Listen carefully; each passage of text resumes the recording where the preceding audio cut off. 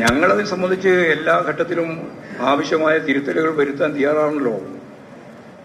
ആരുടെയെങ്കിലും സ്റ്റേറ്റ്മെന്റോ ആരുടെയെങ്കിലും പെരുമാറ്റമോ അല്ലെങ്കിൽ ആരുടെയെങ്കിലും നിലപാടുകളോ വ്യക്തിപരമായിട്ടല്ല ഞങ്ങൾ കാണുന്നത്. അത് പാർട്ടി എന്ന രീതിയിൽ പരിശോധിച്ച് ആവശ്യമായ തിരുത്തലുകൾ വരുത്തി മുമ്പോട്ടേക്ക് പോകും. സർവ്വതല സ്പർശിയായ മേഖലയിൽ ആവശ്യമുള്ള തിരുത്തൽ പാർട്ടി നടത്തും.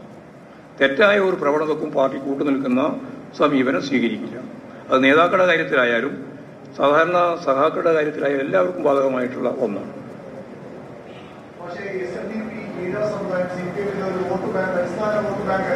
അല്ല, അങ്ങനെയല്ല അതിനെ കാണേണ്ടത്.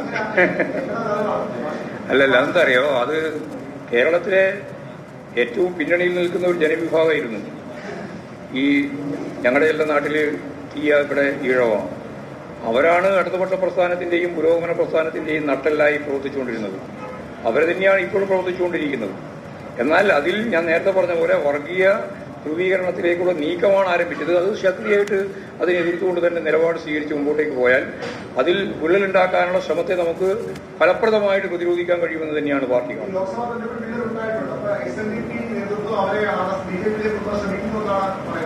അത് നേരത്തെ പറഞ്ഞു കഴിഞ്ഞാണ്. അവരെപ്പറ്റി മാത്രമല്ല, മറ്റ് വിവിധ സംഘടനകളുണ്ടല്ലോ. ചെറിയ ചെറിയ സംഘടനകൾ നിരവധിയുണ്ട്. ജാതി സംഘടനകളെ പറ്റി ഞാൻ പറഞ്ഞു.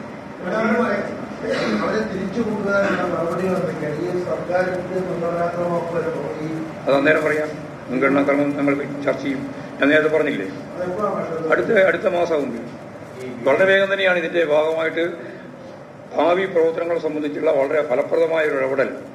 അത് നമുക്ക് ഈ സാമൂഹിക ജീവിതത്തിൽ വന്നുകൊണ്ടിരിക്കുന്ന നിരവധിയായ മാറ്റങ്ങളെ ഉൾപ്പെടെ കണ്ടുകൊണ്ട് പോകണം. ഓരോന്നിനെ സംബന്ധിച്ച് ഇടപെടണം. അത് ഇടപെടും എന്ന് തന്നെയാണ് തീരുമാനിച്ചിട്ടുള്ളത്. എങ്ങനെ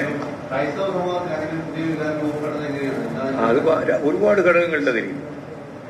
അവിടെ ഫണ്ടിങ് ഉൾപ്പെടെയുള്ള ഒരുപാട് പ്രശ്നങ്ങളുണ്ട്. അതിന്റെ നേരെ ഇടപെട്ട വലിയ രീതിയിലുള്ള ഭരണ ഭയപ്പെടുത്തലുണ്ട്. തുടങ്ങിയ ഒരുപാട് കാര്യങ്ങളുണ്ട്. അതുൾപ്പെടെയുള്ള കാര്യങ്ങൾ വെച്ച് പരിശോധിക്കുമ്പോഴാണ് കൃത്യമായിട്ട് നമുക്കിത് മനസ്സിലാകുന്നത് പല മേഖലയിലുമായിട്ട്.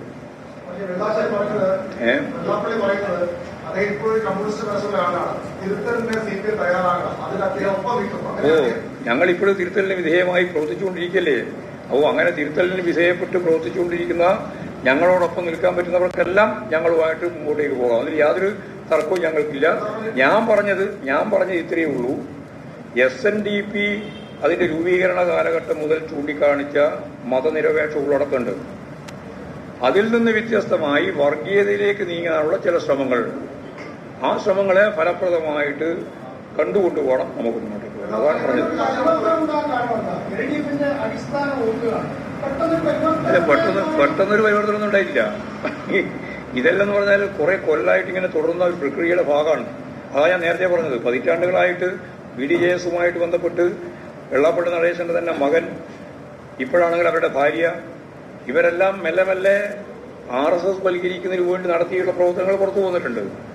അങ്ങനെ ഓരോ മേഖലയിലും, എല്ലാ മേഖലയും ഒരുപോലെയല്ല, കേരളത്തിലുടനീളം ഒരുപോലെയല്ല, വിവിധ മേഖലയിൽ ഉണ്ടായിട്ടുണ്ട്. അതാത് മേഖലയിൽ വളരെ ഫലപ്രദമായി ഇടപെട്ട് മുമ്പോട്ടേക്ക് പോകണം തന്നെയാണ് കാണുന്നത്.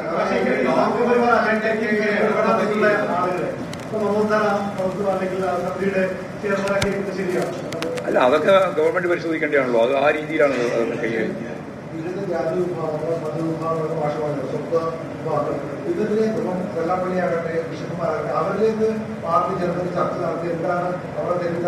ഇല്ല, അവരുടെ അവരുടെ നേതൃത്വത്തിലുള്ള തെറ്റിദ്ധാരണയല്ല, ജനങ്ങളുടെ തെറ്റിദ്ധാരണയാണല്ലോ മാറ്റേണ്ടത്. അവർക്കെല്ലാം ധാരണയുണ്ട്.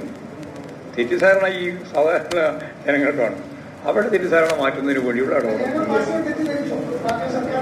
ഞാൻ പറഞ്ഞതിൽ അതൊന്നും ഉൾക്കൊള്ളുന്നില്ലല്ലോ. ഇപ്പോഴും 33.35% വോട്ട് 3.5% വോട്ട് CPM-ന് കിട്ടിയിട്ടുണ്ടല്ലോ. അതുകൊണ്ട് നിങ്ങൾ ആ രീതിയിലുള്ള ചോദ്യത്തിനൊന്നും പ്രസക്തിയില്ല. എല്ലാം തിരിച്ചു പോയിരിക്കുകയാണെന്നുള്ള തെറ്റിദ്ധാരണയൊന്നും വേണ്ട. പാർട്ടിക്ക് തിരിച്ചു വരാൻ സാധിക്കുന്ന വളരെയേറെ ശ്രദ്ധേയമായ ഒരു തലമാണ് കേരളത്തിലുള്ളത്. ഇപ്പോ കോൺഗ്രസും BJP എല്ലാം പറയും ഞങ്ങൾക്ക് വലിയ രീതിയിലുള്ള സീറ്റ് മുൻകൈ കിട്ടിയിട്ടുണ്ടെന്നാണ്. കഴിഞ്ഞ 2019 തെരഞ്ഞെടുപ്പിൽ കോൺഗ്രസിന് 123 സീറ്റിൽ മുൻകൈ ഉണ്ടായിരുന്നു. ഇപ്പോൾ 111 സീറ്റിലേ ഉള്ളൂ. അന്ന് BJPക്ക് ഒരു സീറ്റേ ഉണ്ടായിരുന്നുള്ളൂ. ഇന്നിപ്പോൾ അവർക്ക് 11 സീറ്റുണ്ട്. അവർ ഇതിനു മുമ്പ് കേന്ദ്രത്തിലും ജയിച്ചിട്ടുണ്ട്. കേന്ദ്ര പാർലമെന്റ് തെരഞ്ഞെടുപ്പിന്റെ ഭാഗമായിട്ട് മൂവാറ്റുപുഴ ജയിച്ചിട്ടുണ്ട്, NDA സഖ്യത്തിന്റെ ഭാഗമായിട്ട് ഇവിടെ നേമത്ത് ജയിച്ചിട്ടുണ്ട്.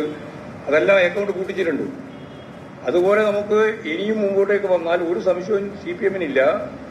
ഈ 111 സീറ്റ് 123 സീറ്റ് കഴിഞ്ഞ പ്രാവശ്യം അവരുടെ കയ്യിലുള്ളപ്പോഴാണ്, അല്ലെങ്കിൽ അവർക്ക് മുൻകൈയുള്ളപ്പോഴാണ് 99 സീറ്റ് ഞങ്ങൾ ജയിച്ചത്.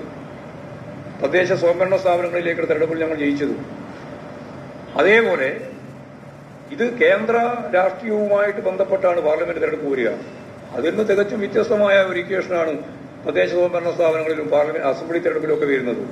അത് നല്ല ജാഗ്രതയോടുകൂടി പ്രവർത്തിച്ചാൽ അതിന്റെ എല്ലാം അടിത്തറ വിവരപ്പെടുത്തിക്കൊണ്ട് നമുക്ക് ശക്തിയായിട്ട് മുന്നോട്ടേക്ക് വരാൻ കഴിയും, തിരിച്ചു വരാൻ കഴിയുമെന്നുള്ള കാര്യത്തിൽ യാതൊരു സംശയവും CPM-നില്ല.